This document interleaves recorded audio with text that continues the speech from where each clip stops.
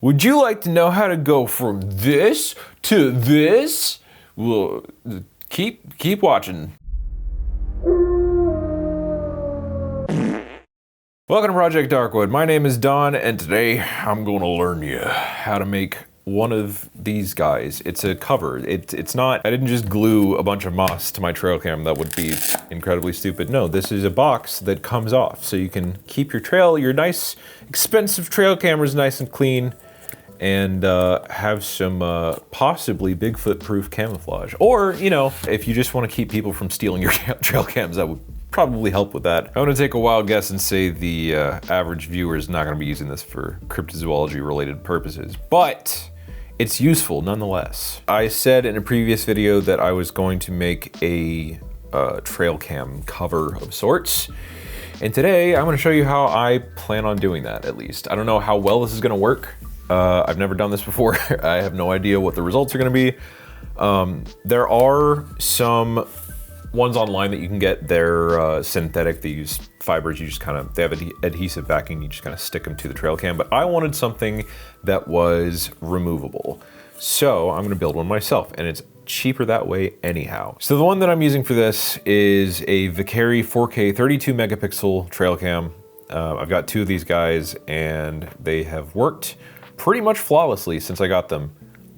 Hopefully that holds true for the foreseeable future, but we'll see. All right, tools and materials for this project. You are going to need markers. I got a regular size Sharpie and a fine tip for the detailed stuff. Scissors and an X-Acto knife for cutting. A ruler, some kind of adhesive. I'm using hot glue. It seems to stick the best to the plastic bits, which I will get into shortly. Clear packing tape. This is to waterproof the cover so that it doesn't get all messed up in the rain. And to stick to said packing tape, you will need an adhesive. I went with hot glue because it seems to stick to it the best. Some kind of plastic sheeting. You could also potentially use tracing paper. I just cut up a plastic bag and use that. Adhesive Velcro. I actually had some of this just kind of lying around, but I can almost guarantee you can get it at pretty much any craft store. Some kind of natural covering. I'm using moss. I got this at Michael's for like 11 or 12 bucks, but you could totally just go outside and pick stuff up off the ground. Feel free to experiment and see what works best for you. And last but not least, cardboard. I was actually able to find some cardboard that kind of perfectly fit the size of the trail cam, where when it folds, it kind of fits it like that. But pretty much as long as it's enough to fit around it, you should be good. So to start, you're going to want to cut up, if you're using a plastic bag like I am, I went ahead and cut off all the markings on it and anything that was not necessary for what I'm using it for. So next, you're going to take the trail cam, lay it face down, kind of try to line it up with this as best as you can. Basically just align it to where it's going to fit in the box, but you'll trace around the outside edge on the front just to give you don't even have to do much of it, just kind of give yourself a reference point for when you do the holes. I actually have another one of these that I have made previously, which is going to save me some time. But basically, now that I know where that outside edge is, I can kind of align where I want the hole to be, and then tape that back down. It doesn't have to be exactly perfect. You can kind of just ballpark it, eyeball it. But as long as it looks like it's going to fit, you should be good to go. Once you've done that, I used the big Sharpie, and you're just gonna kind of hold it still and trace out those shapes. Just kind of make sure that the outline is as accurate as possible, because you're going to fit the actual front pieces of the trail cam through these holes. I'm working with a new microphone, by the way. It's a Tascam DR10L, I think, and it blows my previous lav out of the water in terms of audio quality. I'm really excited to get out and use this in the field. So now we've got our shape pretty much done. You can take the stencil off. That's what those are called. Now that we've got that, I'll take my X-Acto knife and just cut it out. And we're done. Just to make sure that it actually fits, we're gonna, pop this in here. And it looks like we pretty much nailed it. Hallelujah. Now that we've got the hole in place, you're going to set the trail cam in there, kind of find its natural resting spot. And then we're going to mark down using the ruler where we're gonna make folds. Give it a little bit of room just because it's cardboard, so it's gonna, you know, naturally want to press in on itself. Just kind of mark that spot, and then you can remove this and draw it the rest of the way. You're going to want to go all the way to the top and all the way to the bottom. So this is gonna be our first folding line. It kind of helps to cut the flaps. Basically, if you've ever done present wrapping before, I'm sure you can figure this part out. It's not exactly rocket science. Just make the cardboard fold in way that close around trail cam. You did it. And it's cardboard, so you know, it's malleable. So next we're going to find the outer edges, and I flubbed up the first time. I actually cut down here. You need to find out where it sticks out the most. Ruler also helps here. That's gonna be there. So we'll mark that down and then trim those. Okay, if your trail cam is like mine, you won't be able to get it out if you leave this piece in. So we need to cut this piece out so it can slide in and out. That's what she said. Yeah. Okay, that's trimmed. This is a mess. I've never done a tutorial thing before. I'm so sorry. This is what it should look like. This picture is what it should look like when it's done. So that is our completed shell. Basically, how this works, you're gonna put the trail cam face down again, fold this over, fold it over again, fold this flap in, fold this flap over that. Doesn't really matter the order for these, but these go over each other. And these two are going to be where the Velcro comes in. So one of these is gonna go under like this, and then we'll put adhesive Velcro here and here, and that's how it'll be able to stay closed. So it's not gonna fall out. If you still, for whatever reason, need to use this with straps, your probably best bet is to cut some slits in the side. Personally, I plan on wedging this in like tree stumps or just kind of disguising it under the brush, mainly because even with the moss on it, that doesn't really get rid of the profile. Like it still looks like a cubic shaped object. So any Bigfoot or prospective cryptid that comes up upon it is going to see like, wow, why is there a weird cube of moss in the woods? And of course, you know, you can still see all this. So your best bet is definitely going to be to hide this somewhere as out of view as possible, but where it still has a clear enough view of your subject to potentially capture it. So now we're going to tape all of these flaps except these two down to complete our box. This is one that I completed last night. I went ahead and basically just waterproofed it with the tape. You're essentially laminating it. So any surface that's gonna be exposed to rain, you wanna cover that with tape. Pretty much just waterproof it as much as possible. This is how the Velcro works. Basically just put the two pieces together, take the adhesive backing off of one, put it down, while they're still attached to each other, take the adhesive backing off the other, and then close it, and that will give you your Velcro. And then I put tape around Velcro after I put the Velcro down. And that is basically it for the shell. You just kind of slide it in there, and it works like a charm. So now the only thing left to do is glue the moss on. I recommend taking the trail cam out for this just because you don't want to get glue on your nice trail camera. I might not even bother with the bottom. I've got two different kinds of moss here, this kind of longer shaggy moss, and then this more, I don't know what species they are, but the carpeted looking moss. We're gonna do one per trail cam. So this will go on one, this will go on the other. Another thing to remember, if you're using the sheet moss like I am, this stuff makes a huge mess. So be prepared for that. I'm just gonna vacuum after, honestly. But, wow. Oh, and it's pungent too. Man. And it helps to kind of keep some of the smaller, dustier bits.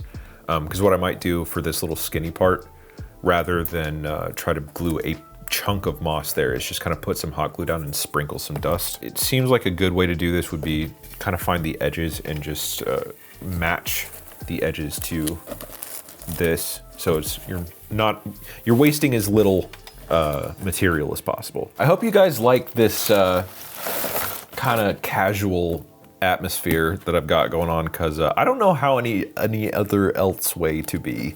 I don't know how to sound like a professional. What do I look like? Some kind of influencer? Nah, I don't know things. Do I look like I know things? Oh, fun, handy little glue stick tip. When you're adding another one, put a little dab of hot glue on the back there, and you can stick it on, and it makes it easier to keep it going. If it stays, if it would, that would be swell. And as always, when working with hot glue, just watch your fingers.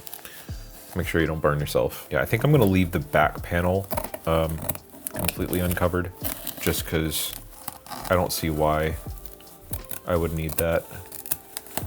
And that'll save us some material. My everything is gonna be covered in moss by the time we're done here. It kind of helps.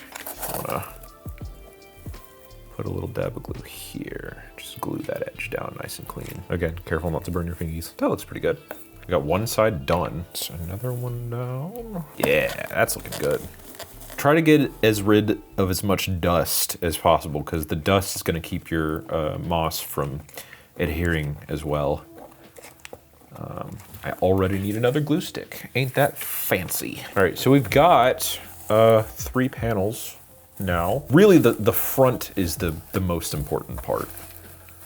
But the way that I've done this, it's kind of perfect. I can just wrap it around and then cut free what I don't need.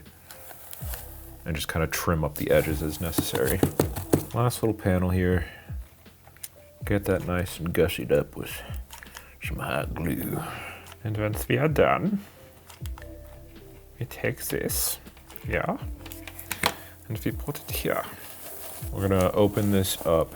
I'll probably patch that up and then trim away what I don't need from the holes, so the trail cam can actually, you know, work. And just anything that seems like it's gonna come off really easily, or, you know, make a mess in your bag. I think in terms of travel, I'm probably gonna keep these in their own plastic baggies and then just take them out and put them on the trail cameras as necessary. They kind of look like kale cameras now, huh? Okay, because it's vegetables. Leaves kind of helps to feel with your finger, so you know where the holes are.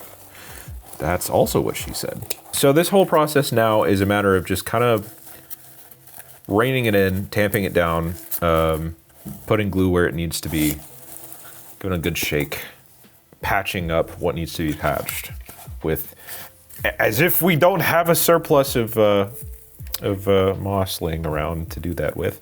There we go. There we go. I recognize that face, sort of. All right, so yeah, just kind of spruce it up.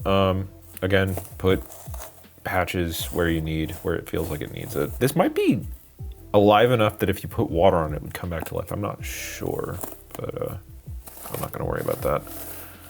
Yeah, just kind of make it look as natural as possible, to where if you were a Bigfoot in the woods and you saw it, you wouldn't think nothing of it. This is looking pretty good, if I do say so myself, not to toot my own horn, but just make sure, double sure, that you have enough room that it's not gonna block off your sensors or your camera hole. The eye doodad, you know? And if you wanna cut for these places where it's kind of just, do like the hair cutter's cut and just kind of make it look nice and messy. And fair warning, if you use natural moss like I'm using, it probably will rot over time. But, you know, this is fairly inexpensive to make, so you can just replace it or make new ones or whatever you want to do. Maybe, I don't know, maybe the rotting kind of, as long as you don't mind the smell, kind of contributes to the natural look of it. My roommate's cats are losing their little minds outside. God knows what they're doing. Not sure I want to know. Trimming down what looks like it's going to get in the way. But you kind of want this like natural, like frayed edge, just that breaks up the outline of the non-natural looking stuff. Unfortunately with these, it looks like it might cut off a little bit of the range of the side sensors, but that's fine. It's mostly going to be pointing straight forward anyway, so that works for what we're doing.